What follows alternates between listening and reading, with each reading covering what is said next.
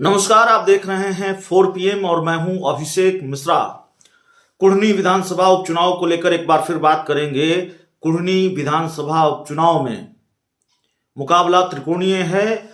Are पार की लड़ाई Bharatiya Janata party और जेडीयू के बीच एक वक्त लग रही थी, लेकिन मुकेश सहनी की एंट्री ने इस लड़ाई को त्रिकोणीय बना दिया है। कुढ़नी से जो तस्वीरें सामने आ रही हैं, जो खबरें सामने आ रही हैं, वो भारतीय जनता पार्टी को बेचैन कर रही हैं। मुकेश सहनी ने पूरी ताकत झोंक रखी है। उम्मीदवार भी मजबूत है मुकेश सहनी के पास, और वहां के जो समीकरण है उस लिहाज से भी मुकेश सहनी फिट बैठते हैं, उनके उम्मीदवार फिट बैठते हैं। ऐसे में भारतीय जनता पार्टी की बेचैनी बढ़ी हुई है।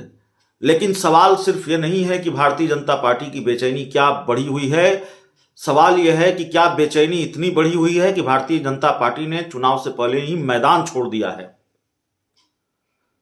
और ये सवाल इसलिए है क्योंकि दूसरे राजनीतिक दलों के मुकाबले भारतीय जनता पार्टी वहां सक्रिय नहीं दिख रही है उस तरह से, जिस तरह से जेडीयू सक्रिय है, जिस तरह से महागठबंधन सक्रिय है और जिस तरह से मुकेश सहनी सक्रिय हैं। भारतीय जनता पार्टी उस तरह से एक्टिव नहीं दिख रही है, सक्रिय नहीं दिख रही है, और लग नहीं रहा है कि भारतीय जनता पार्टी ने अपनी ताकत लगाई है, पूरी ताकत झोंकी है। दो बातें हो सकती है, या तो भारतीय जनता पार्टी ने मैदान छोड़ दिया है चुनाव से पहले, या फिर भारतीय जनता पार्टी इस उपचुनाव को गंभीरता से ले ही नहीं रही है।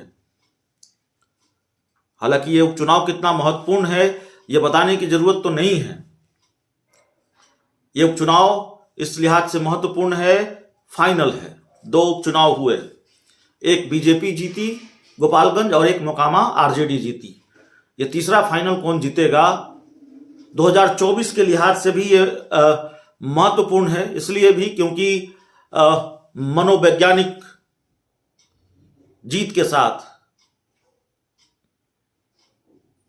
कोई भी राजनीतिक दल 2024 में आगे बढ़ेगा अगर वो ये चुनाव जीत जाता है। तो जाहिर तौर पर चुनाव तो महत्वपूर्ण है, और गठबंधन टूटने के बाद बीजेपी और जेडीयू का पहली बार आमना सामना हो रहा है। तो कौन किस पर कितना भारी पड़ेगा, दोनों की साख दांव पर लगी हुई है, इसलिए भी महत्वपूर्ण है। मुकेश सहनी जो बार बार ये दावा करते हैं कि बीजेपी को वो हरा सकते हैं, बीजेपी को वो हराते हैं, उनकी भी साख दांव पर लगी हुई है। लेकिन मुकेश सहनी और नीतीश कुमार के मुकाबले बीजेपी ने मैदान छोड़ दिया है, ऐसा लगता है। ये बात हम इसलिए कह रहे हैं क्योंकि वहां से जो खबरें आ रही हैं वो ये है कि बीजेपी उस तरह से एक्टिव नहीं दिख रही हैं। राजनीति के कई जानकारों से बातचीत हुई, वहां के कुछ पत्रकारों से बातचीत हुई, कुढ़नी जाने का मौका अभी नहीं मिला है। और दूसरी बात यह है जो समझ में आता है, बीजेपी मोकामा और गोपालगंज को लेकर जिस तरह से बेचैन थी, खासकर मोकामा को लेकर, वो बेचैनी कुढ़नी को लेकर नहीं दिख रही है। सहयोगी दलों का साथ भी मिलता हुआ उस तरह से नहीं दिख रहा है। बहुत कम वक्त बचा है कुढ़नी के उपचुनाव में, वोटिंग में बहुत कम वक्त बचा है। 2-4 दिनों के बाद प्रचार खत्म हो जाएगा, 2-4 दिन 5-6 दिनों के बाद। लेकिन अब तक यह संशय बरकरार है कि जिनको बड़ा हथियार समझ रही थी महागठबंधन के खिलाफ बीजेपी, जिनको बड़ा मिसाइल समझ रही थी महागठबंधन के खिलाफ बीजेपी, और जिनका इस्तेमाल किया मोकामा गोपालगंज में चिराग पासवान, उनके जाने को लेकर सस्पेंस अब तक बना हुआ है। वो जाएंगे नहीं जाएंगे ये क्लियर नहीं है।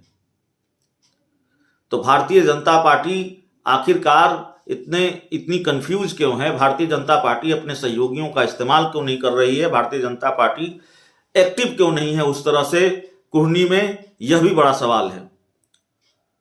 भारतीय जनता पार्टी के कई नेता कुढ़नी जा रहे हैं, प्रचार कर रहे हैं, कई बड़े नेता भी जा रहे हैं, लेकिन उतनी बड़ी संख्या में नहीं जा रहे हैं, या तस्वीर वैसी नहीं है जैसी मोकामा और गोपालगंज में थी।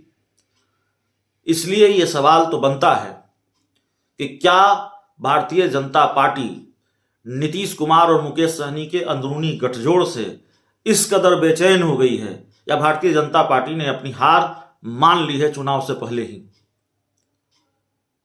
जो तस्वीर आ रही है, जो खबर आ रही है, हम बस उसके हवाले से और उसके आधार पर ये बता रहे हैं। ये बीजेपी बेहतर जानती है कि वो कितनी एक्टिव है, और वो बीजेपी बेहतर जानती है कि नीतीश कुमार और मुकेश सहनी के अंदरूनी गठजोड़ के बाद उसके लिए बचा क्या है। चुनाव में क्या होगा, जीत किसकी होगी, हार किसकी होगी, ये चुनाव से पहले इसका आकलन कर देना जल्दबाजी होगी। लेकिन समीकरण भी एक चीज होता है, गणित भी एक चीज होता है, और गणित के आधार पर बातचीत होती है। गणित बीजेपी के पक्ष में नहीं है, और बीजेपी के पक्ष में अगर गणित नहीं है तो यह भी साफ दिख रहा है कि बीजेपी हतोत्साहित है। बीजेपी के नेताओं में वो उत्साह नजर नहीं आ रहा है, वो फॉर्म नजर नहीं आ रहा है, फॉर्म से बाहर नजर आ रहे हैं। तो चुनाव से पहले फॉर्म की वापसी होगी कि नहीं होगी, ये देखना होगा। फिलहाल तो बीजेपी के नेता फॉर्म में नहीं है।